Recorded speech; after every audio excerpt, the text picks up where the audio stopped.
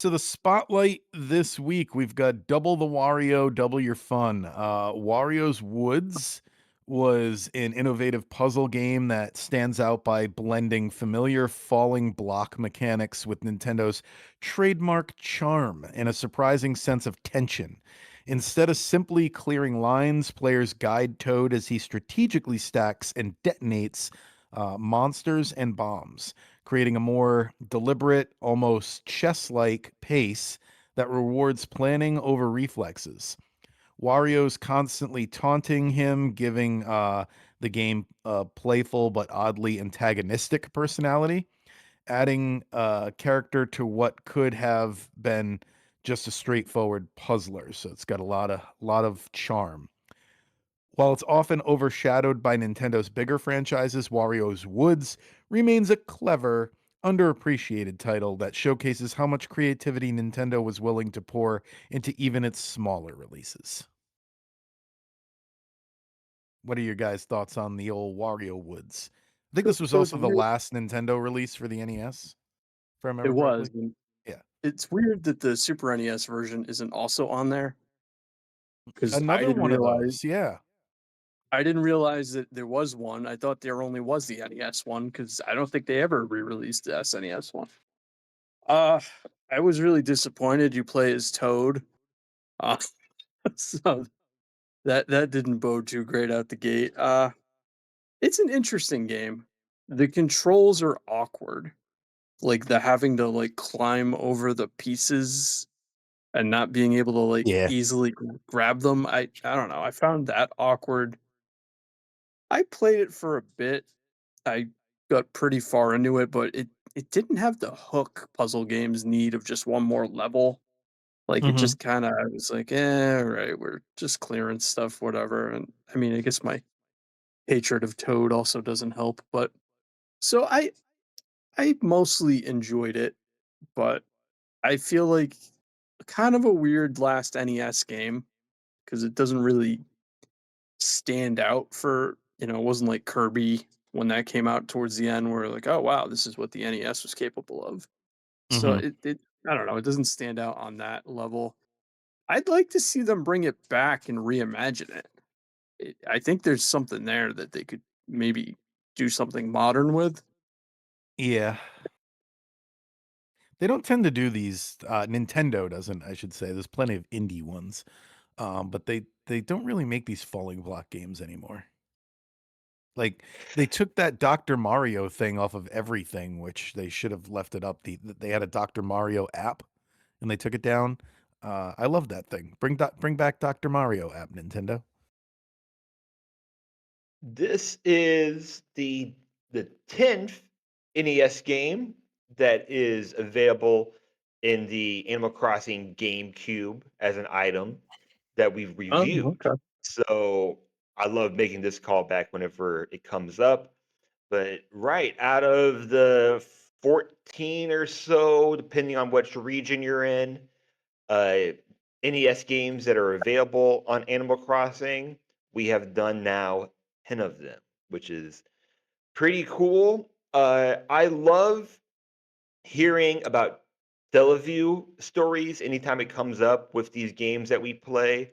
Stellaview was a online service in the 90s in Japan, like an online modem service, and with Wario's Woods, they did collaborations or rather broadcasts with this game with different radio and TV shows, which I think is just kind of crazy. It's like Nintendo in the 90s in Japan had its whole like live service. Like they were doing all these kind of cool collaborations, ones you can still find like online, like versions of it. I think that's super cool. It's almost like there was more of a live service that Nintendo had, 20, 30 years ago than they do now. I think it's a cool concept for a puzzle game where you're controlling a character and you're not controlling the blocks. But yeah, let's face it, this could be a Kirby game, right? This Yeah. could very easily just be another Kirby I game, mean, yeah, right? you're in a tree the whole time, so yeah, it could just be Yeah, I a think that Kirby. might be reused. The visuals do look very Kirby's Adventure. Yeah. And Uh, I'll say it now, I was gonna say at the end, but yeah, for 2 Wario games this week, not enough Wario. They're just not yeah. enough. You just don't see Wario enough in these 2 games. I'm like, okay, it's a Wario week. Where is he? He's busy. Uh, Also, an interesting bit of trivia is that this was the only NES game to receive a K to A rating from the ESRB because the ESRB didn't really exist in the NES days, and this came out 3 years after the Super Nintendo. So it's more because it's one of the only even rated NES games, but it's also the only Mm, one to be rated K to A. interesting. So I ranked it at 100.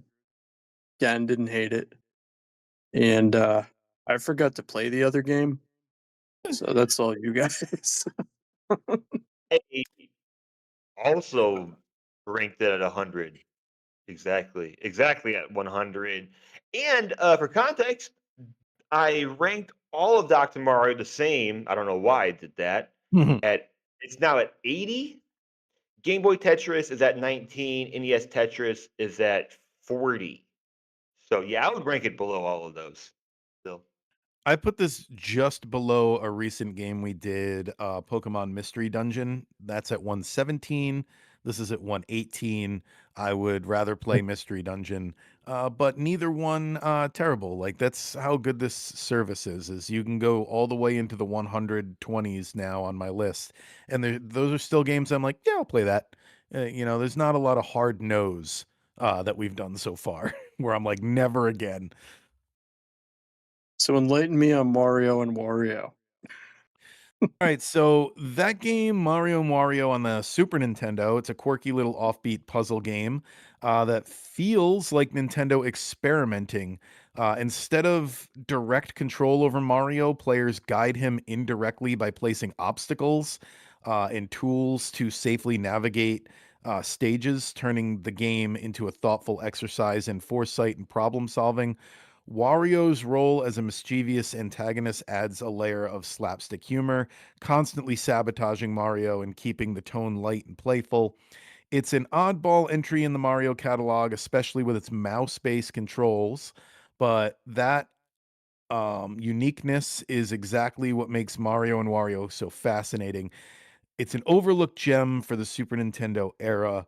Uh, it reminded me a lot of I don't know if either one of you have ever played this, but there was a Rocco's Modern Life game for the Super Nintendo.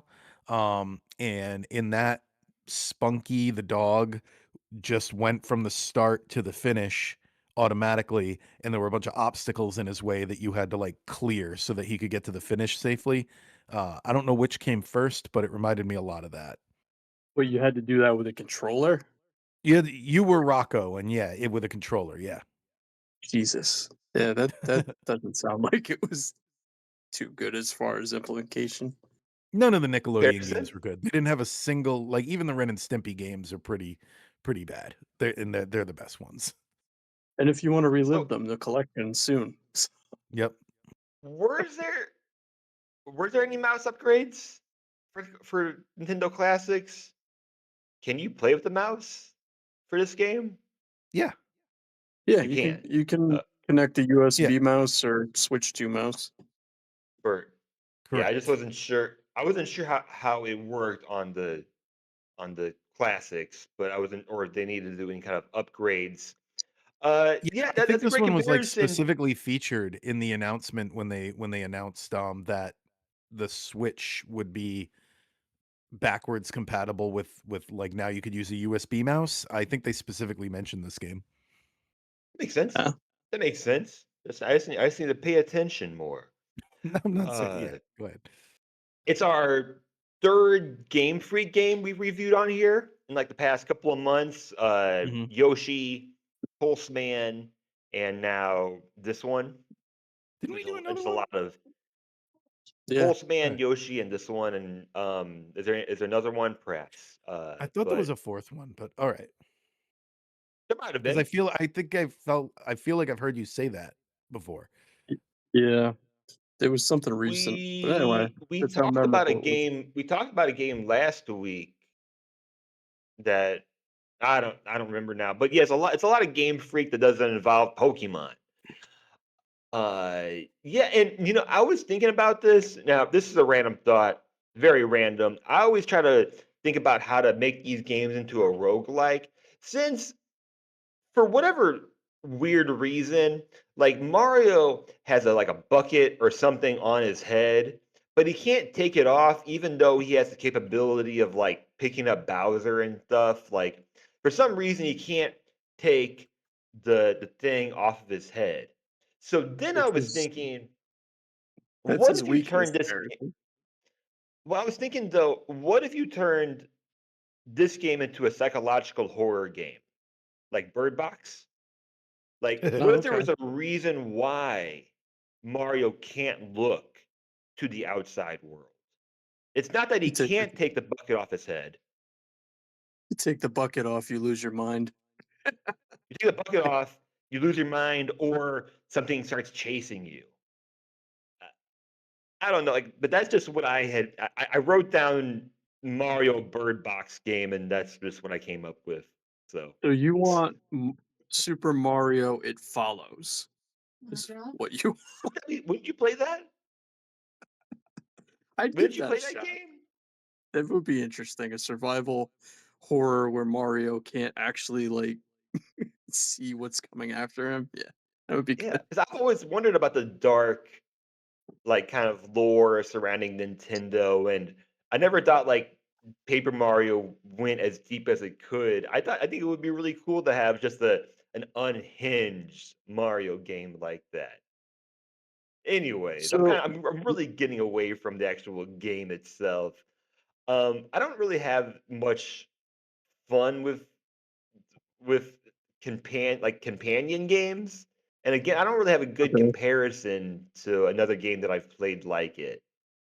But okay. yeah, yeah, I don't like not being able to actually control Mario, but just to be able to control to tell him where he's going. Kevin, what were your feelings about that? Yeah, it was I could see why, if I'm not mistaken, I think this might have been a Japanese exclusive, like, I don't think this game was Yeah, it released in was North America. It was? Yeah. Is it was an exclusive, you're saying? to Japan, so this is the Yeah, first yeah. time it's been officially released for I us. could see why back in the day they didn't, think North American audiences would be too into something like this. It just, like it screams Mario spin-off of the Super Nintendo era, like, I don't know, there's just something a little off about it, and, I still enjoyed it. It also a little bit reminded me of the Mario versus Donkey Kong games a little bit, Yeah, but put a little of that to it. it's, I don't know. I mean, I'll tell you where I ranked it. I ranked it at I put it at number 88, so I liked it a little better than the other game. And that puts it right after, Kirby's Dream Land 3, and it is higher than the Game Boy Advance game Kuru Kuru Kerwin, where you were a little line moving through levels. I also put it at 88. Boom! I didn't look at any of your rankings when I did mine. I didn't look at I any believe of you. yours, It's not the first but time that we've matched. We've matched before. yeah, yeah, Yeah. 88. So I ranked it higher. I think it's very ambitious, and I think the graphics look cool. I Especially for a Game Freak game, I really, really don't like the music in this game. I think it's just way, way too repetitive. And usually Game Freak games are, usually have good music in them. I think it's. I saw a comment saying that it looks like Mario is doing the duck step by like Chuck Berry, like the 1 foot jump Yep. the entire time. That's pretty funny. I thought that was kind of funny. When you said something like things kind of feel off about it. That's where my mind went. So it's not a game that I would return to. And yes, I was thinking like there was gonna be more Wario involved. When I was getting into it, I was like, am I playing as Wario? Am I Wario? Is Wario the bad Mhm. guy? But it just wasn't really enough. Like I really think like this could just be you could call this game Mario and Bowser, and it would be the same game. I feel like we're gonna Yeah. get to Wario World, and the complaint will be there's just too much Wario in this game. Like they need to dial that it back a little. But all right, so I didn't really miss anything. This game feels like something that I would have bought had it been released in America, just because it had the mouse connectivity, and there wasn't a lot Gotta of use games it. that used it. So Yeah. Oh, and this game is also referenced in Red and Blue.